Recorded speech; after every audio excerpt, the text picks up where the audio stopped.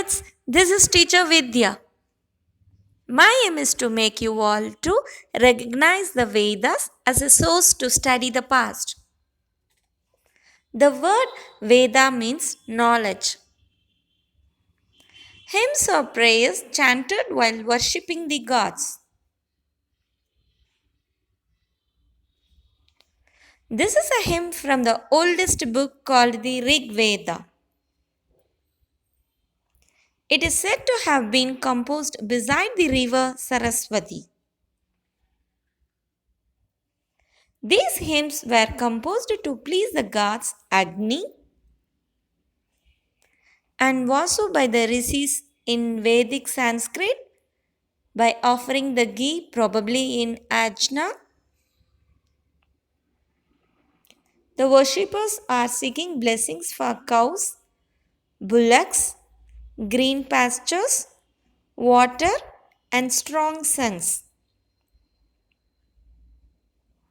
The worshippers seek protection from sickness and their enemies.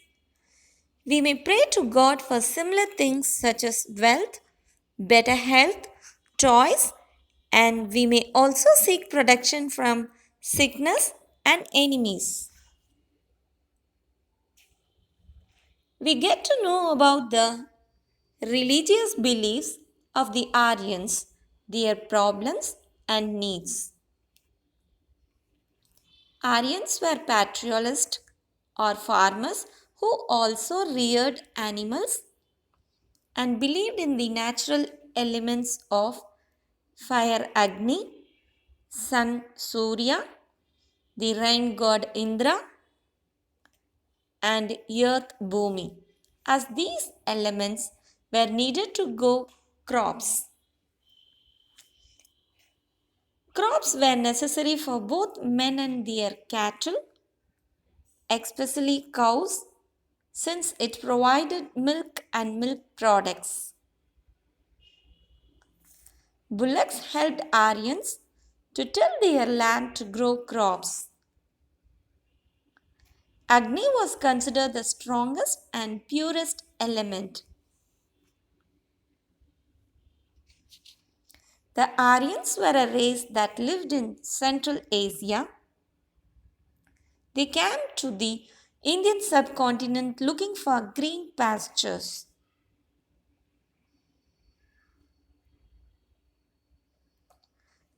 There are other literary sources to learn about the Aryans, such as the Samaveda, Yajurveda, Atharva Veda, Rig Veda,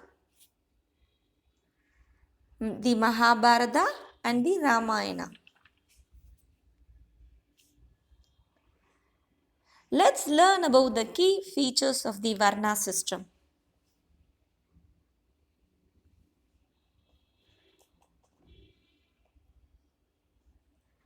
We will learn about the occupations practiced by the Aryans when they settled in the Sapt Sindhu region.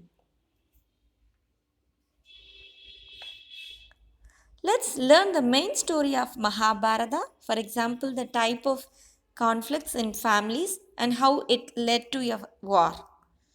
The main conflict was one over land between the Kauravas and Pandavas.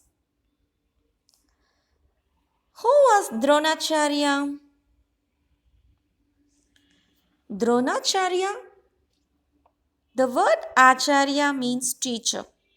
Dronacharya was the royal teacher of the Pandavas and the Kauravas of Hastinapura.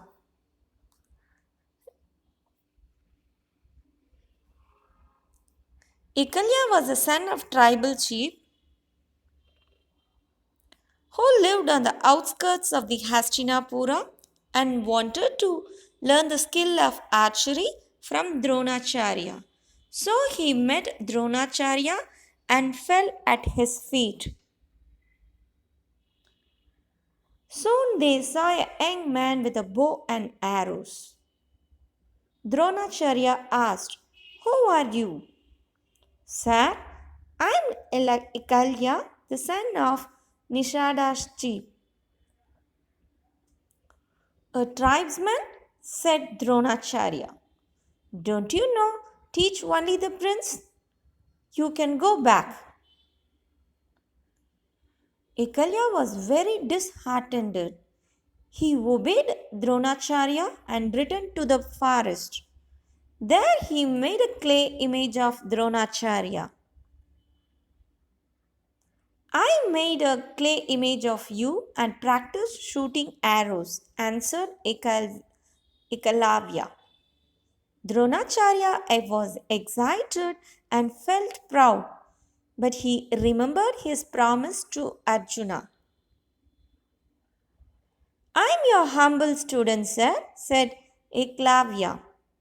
My student, exclaimed Dronacharya. When did I teach you? He practiced archery day and night. In no time, he mastered in the art of archery. Society was divided into varnas based on the work people did. The teachers and priests were called Brahmins, and the warrior class, including the Raja, whose main duty was to protect people from any invasions, was called Satriyas. The traders and merchants were called Vaishyas, and the Varna who worked for all the three classes was known as Sudras. People who lived in the forest were also considered as Sudras. Definition is given in Vedas and Dharmasastras. The Brahmins were the most respected since they were the learned ones who wrote and composed the Vedas. The Satriyas might also have been powerful as they were the ones who protected the people.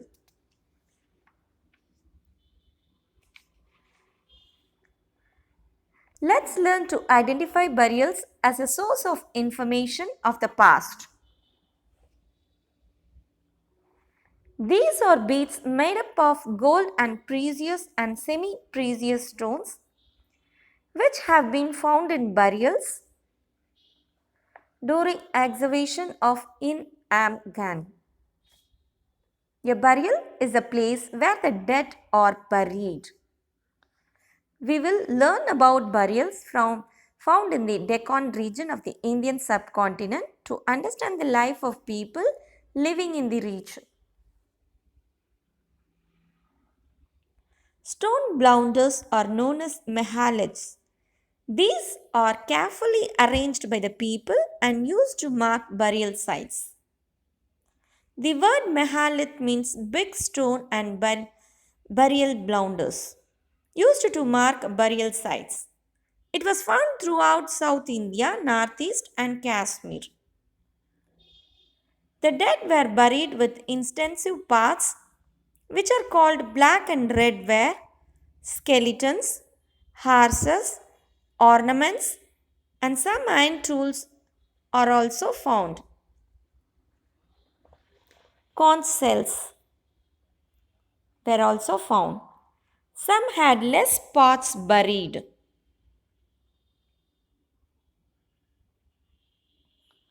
We can conclude that these burials that people were farmers and cattle herders.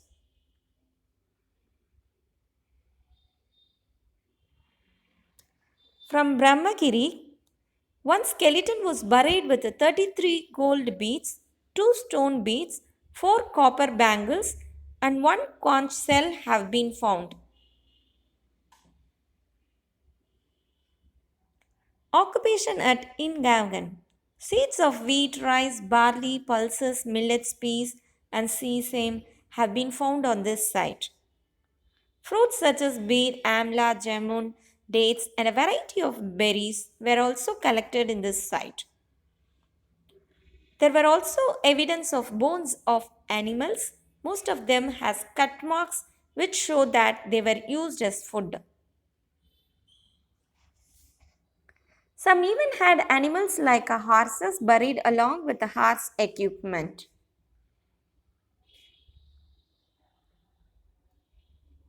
Rectangular and square houses at Magrog. Pit house.